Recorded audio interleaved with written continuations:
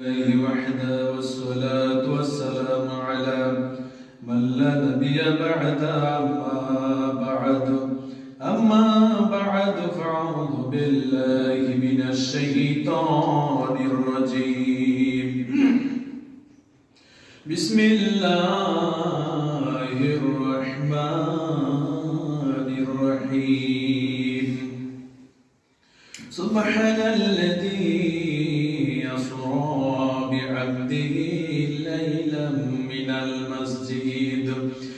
المسجد الحرام إلى المسجد الأقصى الذي باركنا حوله لنوريا من آياتنا إنه هو السميع البصير. بارك الله لكم في القرآن العظيم ونفعني وإياكم بالآيات والذكر الحكيم فإنه تجاوز الكافرون لكم رؤوف رحيم.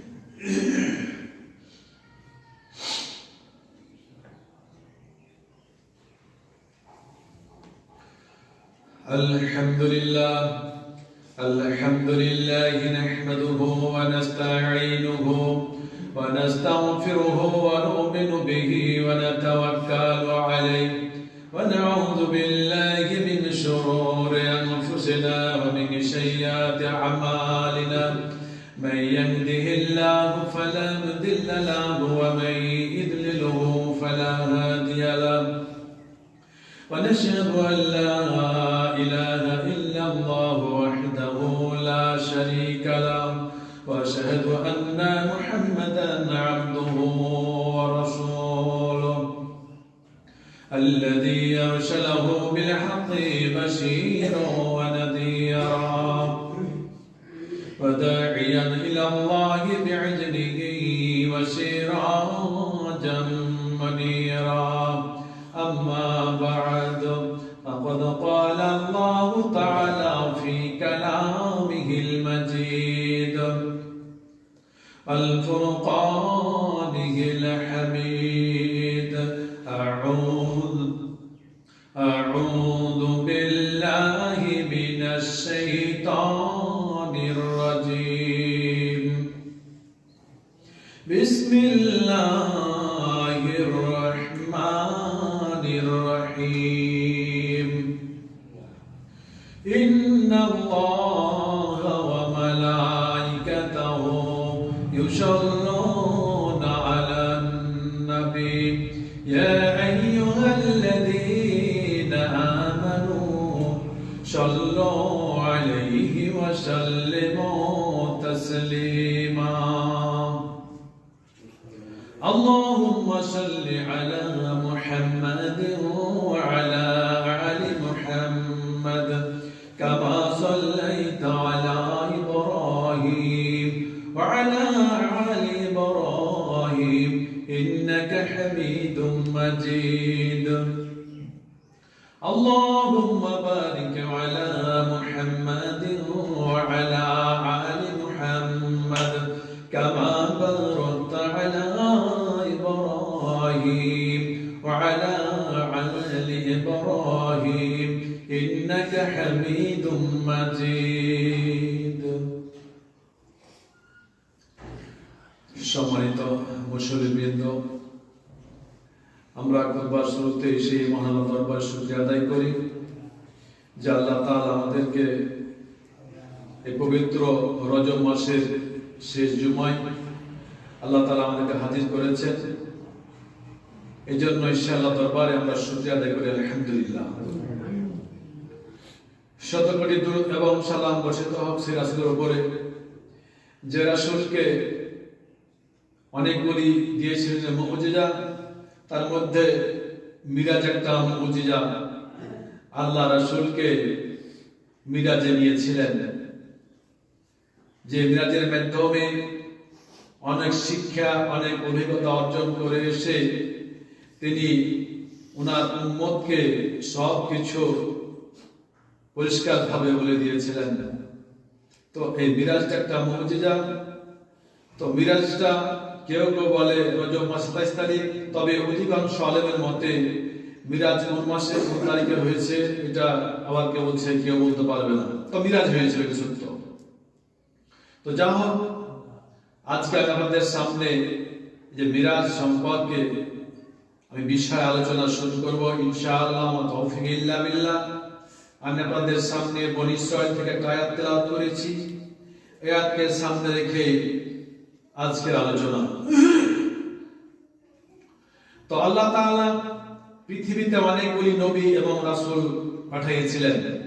প্রত্যেকটা নবী এবং রাসূলকে তার নবুয়তি এবং রিসালাতি প্রমাণ করার জন্য অনেকগুলি দান করেছিলেন মুজিজা। যেমন আল্লাহ রাসূলের আগে আপনার দাউদ নবীকে দেওয়া হয়েছিল মুজিজা। তিনি লোহাকে মুঠে ধরতেন, আঙ্গুলের ফাঁকা দিয়ে জায়গা দিয়ে পানির মতন লোহাগুলি বের হয়ে যেত। উনি যখন কোনো অস্ত্র তৈরি করার ইচ্ছা করতেন, তখন তিনি লোহাগুলোকে টিপে টিপে যখন যে অস্ত্র বা যে জিনিস তৈরি করার ইচ্ছা করতেন, তখন তিনি সে জিনিসটা করতে পারতেন। এটা ওনার মুজিজা। উনি মরে যাওয়ার পরে এই কাজটা কেউ করতে পারেনি। এরপরে সুলাইমান সাল্লামের মুজিজা ছিল আপনার তক্তাতে বসে তিনি যেখানে ইচ্ছা সেখানে উড়ে চলে যেতে পারতেন, এবং জিন, যত জিন ছিল সবাই তার কথা শুনত। তার অধিকার, তার মালিকানাই ছিল। উনি চলে যাওয়ার পর সেটা বিলীন হয়ে গেছে। এইভাবে করতে করতে প্রত্যেকটা নবীকে ভাগুজা দেওয়া হয়েছিল। মুসা আলাইহিস সালামের দেহের সৌন্দর্য, মুসা আলাইহিস সালামের চেহারা এত সুন্দর ছিল, অন্য নবীকে এত সুন্দর চেহারা দেওয়া হয়নি। এটা একটা মুজিজা। তারপরে মুসা আলাইহিস সালামকে দেওয়া হয়েছিল লাঠি। লাঠি দ্বারা যা মন তাই করতেন। প্রয়োজন হলে সাপ বানাইতেন, যা কিছু প্রয়োজন যে কোনো জায়গাতে মোকাবেলা করার জন্য তাকে দেওয়া হয়েছিল মুজিজা লাঠি। তারপরে আছেন ঈসা আলাইহিস সালাম, ওনাকে দেওয়া হয়েছিল মুজিজা। উনি অন্ধ ব্যক্তিকে ভালো করতে পারতেন। মাথায় চুল নেই, টাকলা, হাত বুলালে চুল গড়ে যেত, বের হয়ে যেত।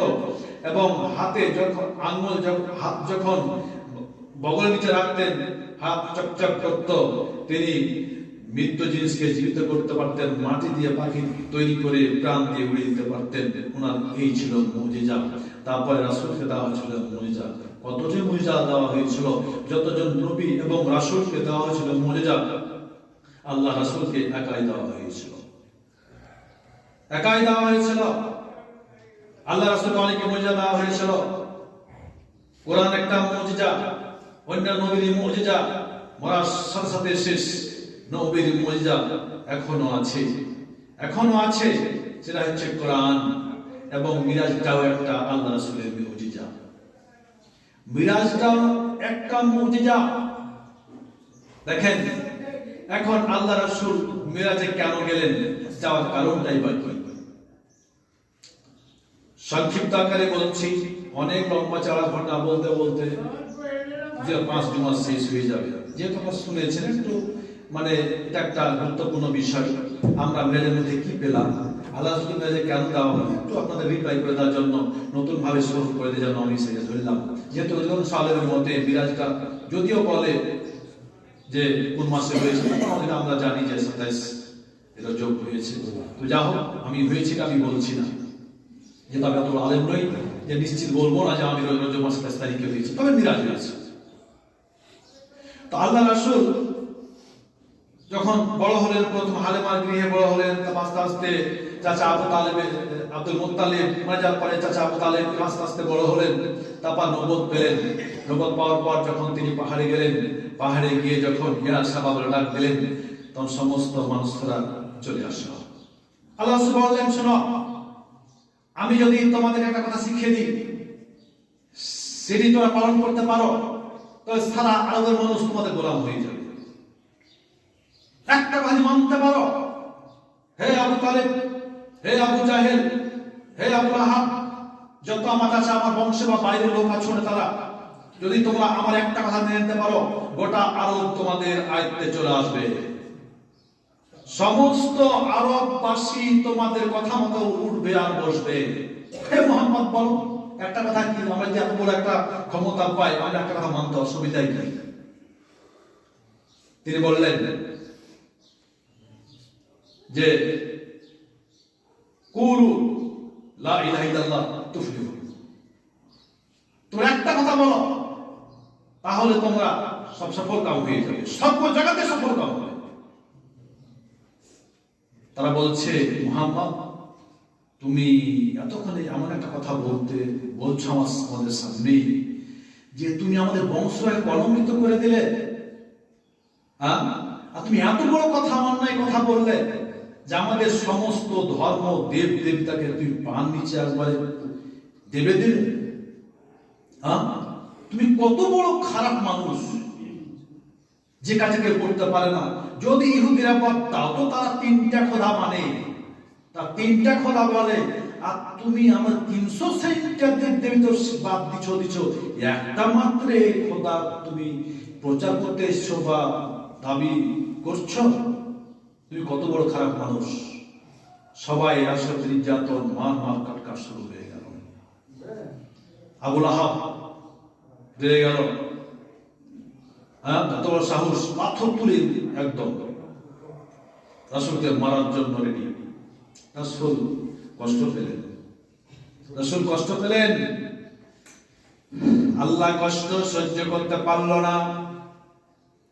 আল্লাহ বলছেন, ও মুহাম্মদ, আমি দুনিয়ার বুকে তোমাকে নবুয়ত দিয়ে প্রেরণ করেছি, আমি তোমাকে পাঠিয়েছি, আমার কথা মতো তুমি চলেছো, আমার কথা শুনেই তুমি কথা বলেছো। কুলু লা ইলাহা ইল্লাল্লাহ তুফলিহুন, যে হে আরববাসীরা তোমরা সবাই বলো যে আল্লাহ এক, আল্লাহ ছাড়া কোনো মাবুদ নাই। এই কথাটা যদি তোমরা স্বীকার করো, তুফলিহুন, তোমরা সবাই সফল কাম হয়ে যাবে। আমার কথা শুনে তুমি এই কথাটা বললে, আর আবু লাহাব তোমাকে গালি দিয়ে তোমাকে পাথর নিক্ষেপ করলে, তুমি কষ্ট পেয়েছ, আমি তার প্রতিশোধ নিয়ে নিলাম। তাব্বাত ইয়াদা আবি লাহাবিন ওয়া তাব, মা নাহু মালহু ওয়া মা কাসাব, সায়াসলা নারান যাতা লাহাবি আমরাতু মুহাম্মাদাতাল হাতাব। হে মুহাম্মদ, যেই হাতে তোমাকে আবু লাহাব পাথর মারার জন্য রেডি হয়ে গেছে, যেই হাতে তোমাকে পাথর নিক্ষেপ করেছে, আমি সে আবু লাহাবের হাত আমি ধ্বংস করে দিলাম। শুধু আবু লাহাবের হাত নয়, তুমি নবী মুহাম্মদ, তুমি দোস্ত আমার, তুমি খুশি হয়ে যাও। যার যত ধন সম্পদ আছে, যার সমস্ত পানিটা তাকে এবং তার হাত, তার সম্পদকে আমি ধ্বংস করে দিলাম। আল্লাহ রাসূলের বিরুদ্ধে লেগে লাভ হবে না, যারাই হয়েছে তারাই ধ্বংস হয়ে গেছে, আজও হবে। এর আগে হয়েছে ইতিহাস, ঘটনা ঘটেছে, ফেরাউন, নমরুদ, এরকম যতজন লেগেছে, উঠে পড়ে লেগেছে, তারা একের পর এক বিলীন ধ্বংস করে দিয়েছে। যেভাবে ধ্বংস করেছে, আবু লাহাব করেছে, এখনো করবে। নাই শুধু আমাদের ঈমান, রাসূলের মতো আমাদের ঈমান নাই, এই জন্য আমরা পাচ্ছি না। বংশলোক টেনশন পড়ে গেল, ছুটলো সবাই, যেহেতু আল্লাহ রাসূলের চাচার কাছে উনি এখন আয়তবায়িত হচ্ছেন। সবাই চলল আবু তালিবের কাছে, বলছে, ভাই খবর খারাপ, আপনার ভাতিজা আমাদের ভাতিজা, বংশের লাঞ্ছিত করে ফেলে দিলাম। এই ঘটনা যে শোনো, আমার ভাতিজা যদিও ওই কথা বলেছে, কথাটা সম্পূর্ণ ফেলা নয়, তবে আমার ভাতিজা সর্বাধিক চিন্তা করে দেখো, এরকম মানুষ কি তোমরা কোন দেখেছো? এরা আমার বংশের একটা গৌরব, এই মুহাম্মদ আমার ভাতিজা বংশের একটা গৌরব। অতএব তোমরা বুঝাও, বনি হাশিম বংশকে বুঝাও, কুরাইশ বংশকে বুঝাও। আর তাহলে বলছে, ও বেটা মুহাম্মদ, তার আগে বংশকে বললো যে ঠিক আছে, আমার ভাতিজা একটু বলো না, আমার ভাতিজা যে এই সমস্ত কথাগুলি বলছে, তার চাহিদাটা কি, সে কি চায়, তার চাও পাওয়াটা কি? যদি সে বড় ব্যবসায়ী হতে চায়, তাহলে আমরা সেভাবে চাঁদা তুলে একটা মাল বেশি দিয়ে বড় ব্যবসায়ী বানিয়ে দেব। যদি সে চায় নারী, তাহলে আমরা সে সুন্দর নারীর ব্যবস্থা করে দেব। এত যদি না হয়, যদি সে আরবের নেতা হতে চায়, ঠিক আছে, আমরা তাকে নেতা মেনে নেব, নেতা বানাবো, এ কথা বলবো। তারা গিয়ে রাসূলকে বলছে, ও মুহাম্মদ, তুমি কি চাও? তুমি কিসের জন্য এরকম করছো? তুমি কি সম্পদের লোভে পড়েছো, বলে ব্যবসায়ী হতে চাও? তুমি কি নারী লোভে পড়েছো, যে সুন্দর নারী চাও? না তুমি ক্ষমতা লোভে পড়েছো? উত্তর আসে বলো। আল্লাহ রাসূল বললেন, ও শোনো আমার বংশের লোকেরা, আমার চাচারা, আমি কোন সম্পদের লোভে পড়িনি, আমি কোন নবীর, আমি কোন নারীর প্রেমে পড়িনি, আমার ভিতরে কোনো ক্ষমতার লোভ নাই, রাজত্বের লোভ নাই। সারা পৃথিবীর তোমরা আমাকে নারী দিতে চাইছ, আমাকে ধন সম্পদ দিতে চাইছ, আমাকে নেতৃত্ব, সারা আরবের নেতা বানাতে চাচ্ছ। শুধু এই নয়, সারা পৃথিবীর যদি আমাকে মালিক বানিয়ে দেওয়া হয়। আল্লাহ রাসূল বলছেন, ও আমার বংশের লোক, আমার চাচা জানেরা শুনে নেন, আপনারা যদি আমাকে সমস্ত আরবের ধন দিয়ে দেন, সারা পৃথিবীর মালিক যদি বানিয়ে দেন, এরপর শুধু পৃথিবী নয়, যদি আমার হাতে সূর্যটা এনে দেন, যদি চন্দ্রটা পর্যন্ত এনে দেন, তাহলে আল্লাহ তাআলা আমাকে যে জন্যই দুনিয়ায় পাঠিয়েছে, সেই লা ইলাহা ইল্লাল্লাহ দাওয়াত থেকে আমি এক বিন্দুও সরব না।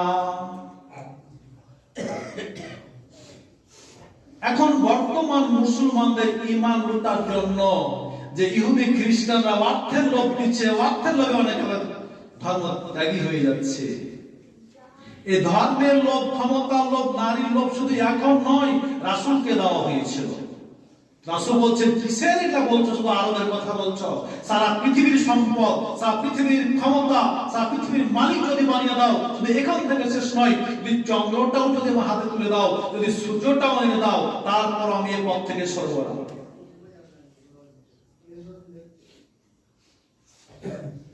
কার ক্ষমতা বলে বলেছিল? পিছনে ছিল আবু তালিব, যদিও উনি ইসলাম গ্রহণ করেনি, যদিও উনি ইসলাম গ্রহণ করেনি, কিন্তু বলেছে, চাচা, ভাতিজা, তোমাকে আমি মানুষ করলাম, তোমাকে বড় ভালোবাসি, তোমার দিন সত্য, যদি আমি গ্রহণ করিনি বা করবো, হয়তো করবো না, কিন্তু তুমি দিন চালিয়ে যাও।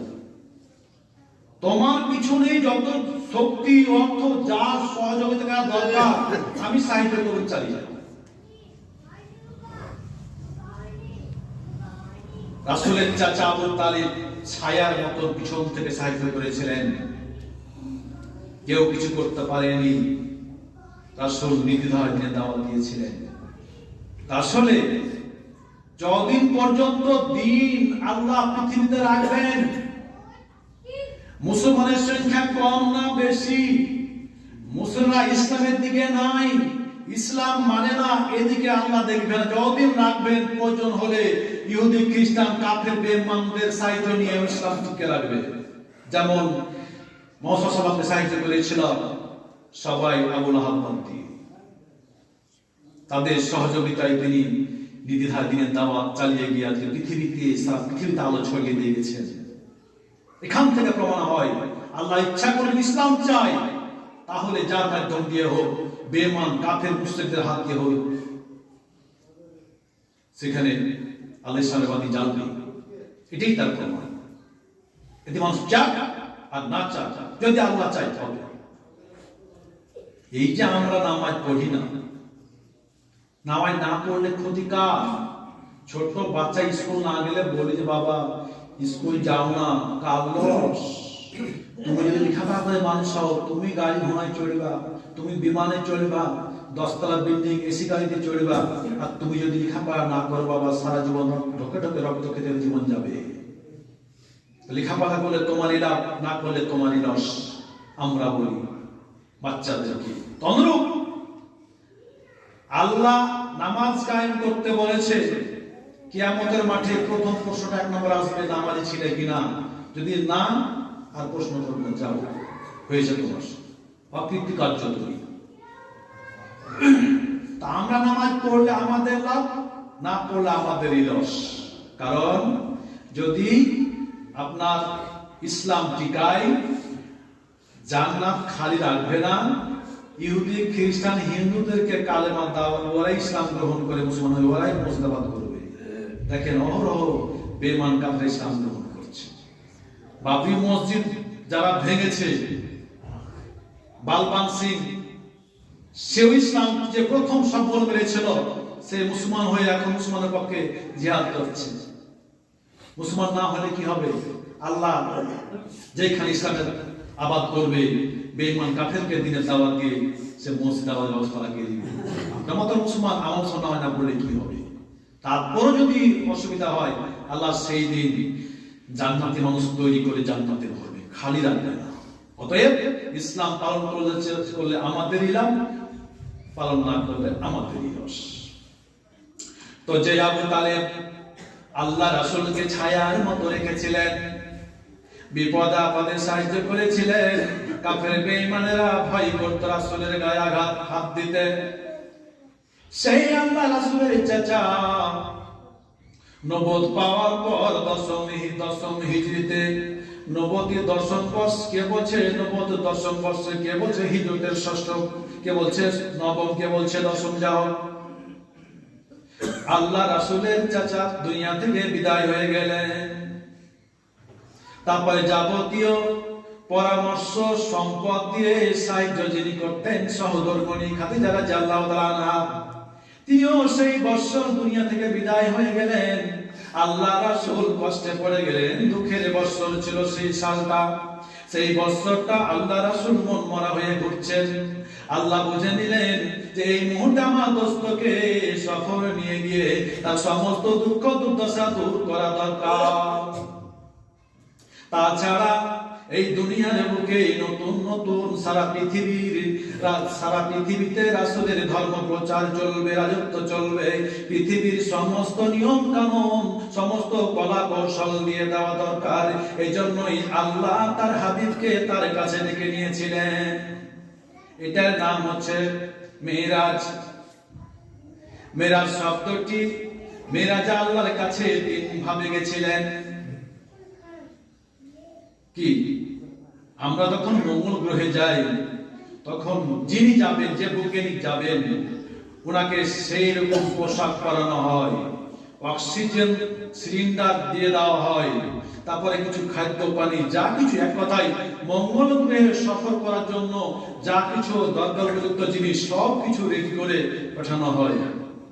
তদনুরূপ ভাবে আল্লাহ রাসূল যাবেন মেরাজে, মঙ্গল গ্রহে নয়, মঙ্গল পৃথিবীর নিচে সপ্তম আসমান ভেদ করে সেখান থেকে ৭০,০০০ পর্দাকে অতিক্রম করে আল্লাহর কাছে সাক্ষাৎ করতে যাবেন। তাহলে সেভাবে তো তৈরি করা দরকার।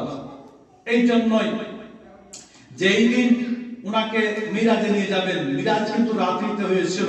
আসলে গুরুত্বপূর্ণ বিষয়গুলি, গুরুত্বপূর্ণ কাজগুলি তো রাত্রিতে হয়। আল্লাহ রাসূল যখন মক্কা থেকে মদিনায় হিজরত করেছিলেন, দিনের বেলা নয়, রাত্রি বেলা। যখন এই পবিত্র কোরআন নাজিল হয়েছিল, ইন্না আনজালনাহু ফি লাইলাতুল কদর, এই কোরআনটাও নাজিল হয়েছিল রাত্রিতে। আবার আল্লাহ রাসূল যখন মিরাজে গেলেন, তখনও কিন্তু হয়েছিল রাত্রিতে। মূল্যবান জিনিস, গুরুত্বপূর্ণ জিনিসগুলো বেশিরভাগ রাত্রিতে হয়েছিল। তা আল্লাহ রাসূল গেছিলেন মিরাজে।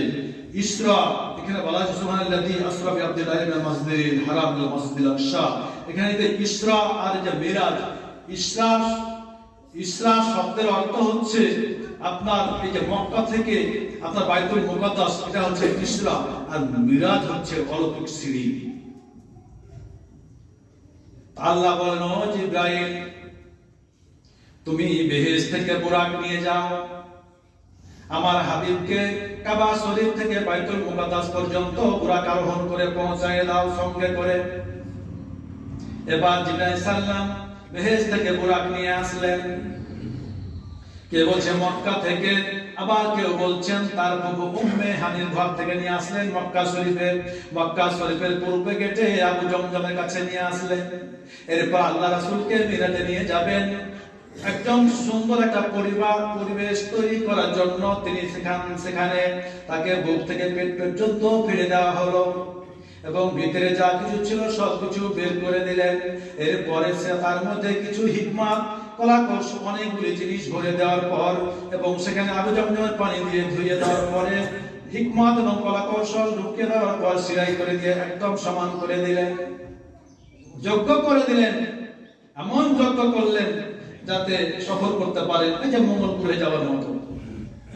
তাহলে এই যে সিনাচা করাটা হয়েছিল, উনাকে একজন উপযুক্ত তৈরি করেছিলেন, সফরের অসুবিধা না হয়, যেমন মঙ্গল গ্রহে কোনো বৈজ্ঞানিক যায় ঠিক অনুরূপভাবে।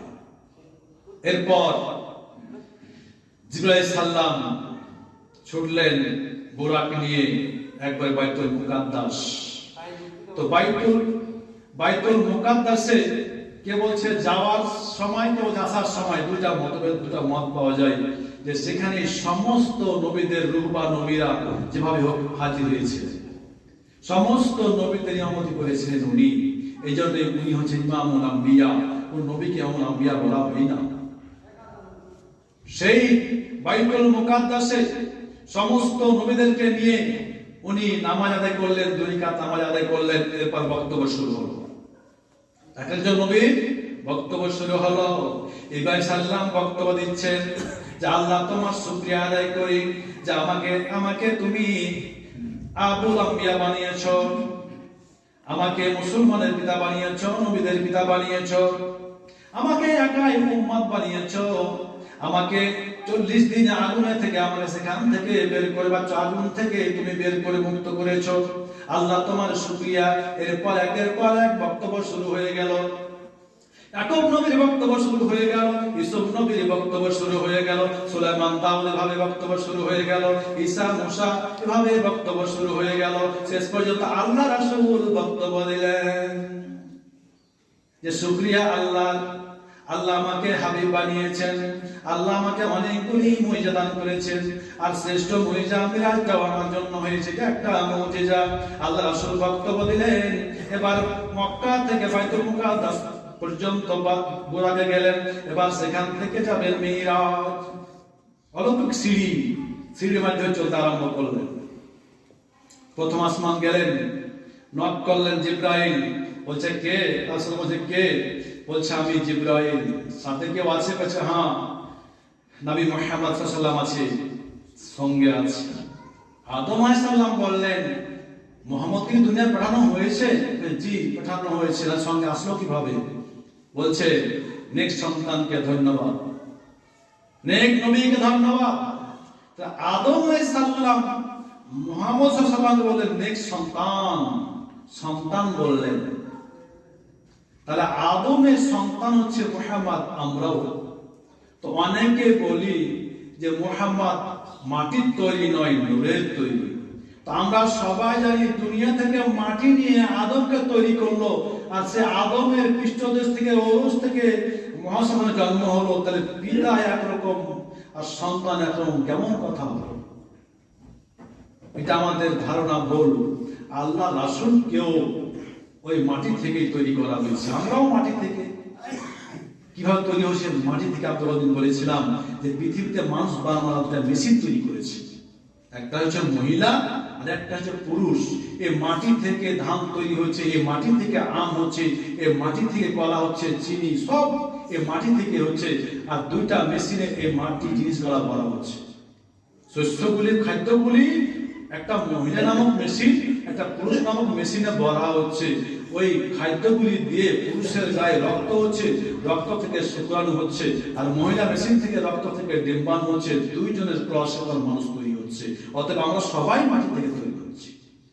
তো যা হোক, আদম আলাইহিস সালাম মাটির তৈরি, ওনার সন্তান আল্লাহ রাসূলও মাটির তৈরি। তবে ওনার আলোকে, জ্ঞানকে নূর বলা হয়েছে। তো এই আল্লাহ রাসূল সঙ্গে আছেন জিবরাইল সাল্লাম। যখন প্রথম আসমানে নক করলেন, তখন আল্লাহ সাল্লাম দরজা খুললেন। সেখানে দেখছে যে আল্লাহ নবী আদম আলাইহিস সালামের ডানে বামে সাদা কালো অনেক মানুষ। আল্লাহ রাসূল জিজ্ঞেস করলেন এরা কারা? আল্লাহ সাল্লাম বলেন এরা আমার সন্তান। এই কালোগুলি জাহান্নামী, সাদাগুলি জান্নাতি। প্রত্যেকটা আসমানে আদমের সন্তানই বাস করছে। এবার চলে গেলেন দ্বিতীয় আসমানে, সেখানে বাস করছেন ঈসা আলাইহিস সালাম এবং ইয়াহইয়া আলাইহিস সালাম। তারপর আসমানে ইউসুফ আলাইহিস সালাম। গোটা আসমানটা চকচক করছে ইউসুফ আলাইহিস সালামের চেহারায়। এবার চতুর্থ আসমানে ইদ্রিস আলাইহিস সালাম। পঞ্চম আসমানে গিয়ে দেখেন যে মানে মুসা সাল্লামের ভাই হারুন আলাইহিস সালাম ষষ্ঠম আসমানে গিয়ে দেখছেন যে মুসা আলাইহিস সালাম অবস্থান করছেন। এবার সপ্তম শেষ আসমানে ইব্রাহিম আলাইহিস সালাম, সেখানে একটা আছে সাদরাতুল মুনতাহা, ওটা হচ্ছে শেষ সীমানা। এরপরে বাইতুল মামুর মসজিদ, যে মসজিদে ফেরেশতারা নামাজ পড়ে, অনেক ফেরেশতা, এমন ফেরেশতা রয়েছে ওজন গাড়ি যেমন ভারে কচকচ কচকচ শব্দ হয়, সেই শব্দ আসমানে এমন ফেরেশতা ও এমন আল্লাহ অতি অনেকগুলি ফেরেশতা তৈরি করে রেখেছেন। ফেরেশতাদের ভারে শব্দ আসমান কচকচ শব্দ করছে, এমন ফেরেশতা। কিসের জন্য? এইগুলি শুধু মানুষের সহযোগিতার জন্য। আমরা তো নিতে পারছি না, ফেরেশতাদেরকে কাজে লাগাতে পারছি না, বিধায় আজকে আমরা পরাজয় সব জায়গাতে। বাইতুল মামুরে ফেরেশতা নামাজ আদায় করে, এটা আমরা সবাই শুনেছি, 70,000 ফেরেশতা এক জামাতে দুই রাকাত নামাজ একবার পড়লে দ্বিতীয় চান্স নেই কেমন পর্যন্ত। তারপরে দেখছেন বাইতুল মামুরে এক কোনায় একজন ব্যক্তি ছিঁড়া ফাটা পোশাক পরে মন ভারী করে বসে আছে। সঙ্গীকে সাথীকে সফর সঙ্গীকে আল্লাহ রাসূল জিজ্ঞেস করছে, ও ভাই জিবরাইল, আমি আর প্রথম আসমান থেকে দ্বিতীয় আসমান, দ্বিতীয় আসমান থেকে তৃতীয় আসমান, তৃতীয় আসমান থেকে চতুর্থ আসমান, চতুর্থ আসমান থেকে পঞ্চম ষষ্ঠ সপ্তম আসমান, যতগুলি আসমানে এসেছি আমার আগমনে সবাই খুশি হয়ে মারহাবা মারহাবা, অনেক সন্তান অনেক ভাই বলে আমাকে অনেক সম্মান করেছে। কিন্তু আজকে দেখি একজন মাত্র ব্যক্তি বাইতুল মামুরের ভিতরে একটা কোনায় শতরঞ্জি গায়ে দিয়ে ছিঁড়া ফাটা পোশাক পরে মন ভারী করে ঘুম মেরে বসে আছে। কেন? জিবরাইল, এর কারণটা আমাকে জেনে দিতে হবে। জিজ্ঞেস করা হলো, বললাম। এবার জিবরাইল বলছে, ভাই শুনে, এর নাম হচ্ছে ফেরেশতা মালিক, এর নাম ফেরেশতা মালিক।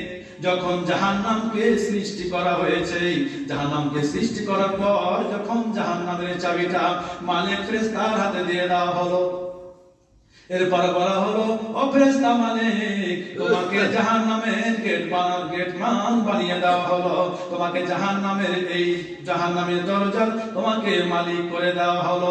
জাহান্নামের সমস্ত দৃশ্য দেখেছেন মালিক ফেরেশতা মালিক। ফেরেশতা মালিক যখন দেখেছে, দেখার সঙ্গে সঙ্গে একটা মোবাইলে নাম্বারকে ডিলিট করে দিলে যখন নাম্বারটা খুঁজে পাওয়া যাবে না, একটা ছবিকে মোবাইলে ডিলিট করে দিলে ছবিটা খুঁজে পাওয়া যাবে না, অনুরূপ ভাবে ফেরেশতা মালিককে যখন জাহান্নামের মালিক বানিয়ে দেওয়া হলো, জাহান্নামের গেটের মালিক বানিয়ে দেওয়া হলো, যখন জাহান্নামের দৃশ্য জাহান্নামের কষ্ট যখন তিনি দেখলেন, সমস্ত উম্মতের রাসূলের উম্মতের কথা চিন্তা করে তারা এত বড় কষ্টের জায়গায় আসবে, ওই জাহান্নামের কষ্ট দেখে জাহান্নামের দৃশ্য দেখে যখন দেখেছে, তখন থেকে ফেরেশতা মালিকের সমস্ত হাসি এবং সমস্ত খুশিগুলি সব ডিলিট হয়ে গেছে। সব সময় কষ্ট। এই জন্য আমি ফেরেশতা মালিক, আমি কোন শুভ জিনিস ভালো জিনিস দেখলেও আমি হাসতে পারি না। যেদিন থেকে আমাকে গেটমান বানিয়ে দিয়েছে জাহান্নামের, সেদিন থেকে আমার ভিতরে যত আনন্দ আছে সমস্ত আনন্দ ডিলিট হয়ে গেছে। এই অবস্থা দেখলেন। তাহলে বাইতুল মক্কা শরীফ থেকে বাইতুল মুকাদ্দাস গেলেন বুরাকে চড়ে, আর সেই বাইতুল মুকাদ্দাস থেকে শুরু করলেন অলৌকিক সিঁড়িতে, যাকে বলা হয় মিরাজ। এবার সেখানে বাইতুল মামুর থেকে এবার যাবেন আল্লাহর সাথে সাক্ষাৎ করে, সেখান থেকে শুরু রফরফ। এই রফরফে চড়ে চলতে আরম্ভ করলেন।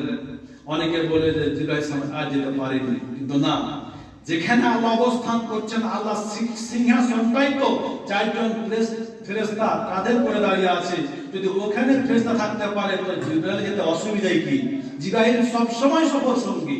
এবার সেখান থেকে 40,000 পর্দা অতিক্রম করে মধ্য রাস্তায় একটা অন্ধকার পেলেন, সেখানে নাজিল হয়েছিল 50 নামাজ এই বান্দার জন্য উপহার হিসাবে। এরপর সেখানে আল্লাহর সাথে কাছে গেলেন, সেখানে কথা বলেছেন কাবা কাউসাইন। এটা সমগ্র সূরা স্বপ্ন কোথায় আছে? তো ওই কাবা কাউসাইন মানে ধনুক, এই ইয়ানুন যোগ করে বিভাজন করা হয়েছে। 2 ধনুক পরিমাণ, মোটামুটি 2 হাত দূরাদূরি, এতটুকু দূরত্ব। আল্লাহ একটা 2 হাত দূরে, আল্লাহ রাসূল 2 হাত দূরে, মধ্যখানে 2 হাত ফাঁকা। এই অবস্থায় আল্লাহর সাথে কথা বলেছিলেন। কিন্তু যাওয়ার সাথে সাথে আল্লাহ জিজ্ঞেস করলেন, ও মুহাম্মদ, তুমি যে দুনিয়া থেকে এসেছো, ও আমার দোস্ত, তুমি যে দুনিয়া থেকে আমার কাছে এসেছো, তো আমার জন্য কি উপঢৌকন নিয়ে এসেছো?